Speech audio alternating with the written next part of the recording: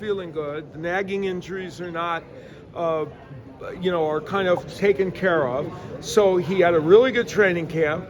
And when he's like that and he doesn't have any fatigue in a fight, if you can't hurt him, which it's very hard to do, you have to be a perfect boxer, and that's pretty hard to do. So like somebody like Dimitri Bivol, even Canelo at his best, it's going to be a tricky fight. He might win next time, but I don't know. But if you're anybody below that and you can't box perfectly every second, and it's hard to hurt him. Canelo, Jermell Charlo landed some really good punches, but they just weren't enough to hurt him. So. That's 2 back-to-back fights now that have been one-sided. Is there something in the air, or is it just... That's a good point. Yeah, no, because Crawford and Spence was obviously more one-sided than anticipated.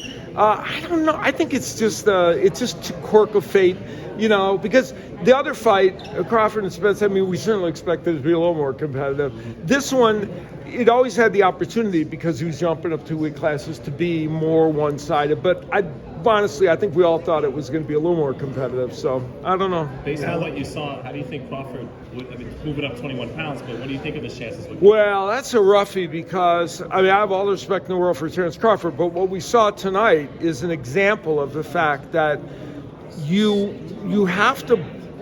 Terence Crawford is a fantastic boxer. There's no question about that.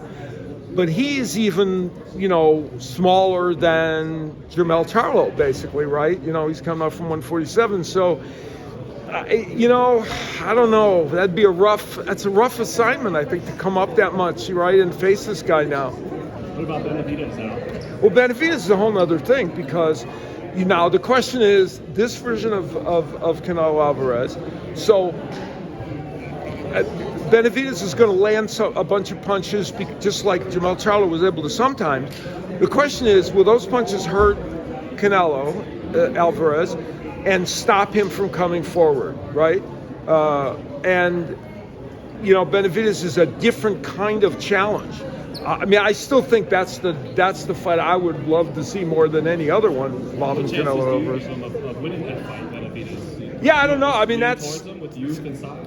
Pardon? Do you almost lean towards him, or is it? Well, I think it's a 50-50 fight. That's my feeling. I think that's one of those fights where everybody, and I think that from the boxing fan standpoint, it seems like that's the one everybody really, really, really wants to see. All week, Canelo Alvarez said that he wanted to prove something to Charlo and to the rest of the world. Do you think he accomplished that tonight? Yeah, he showed.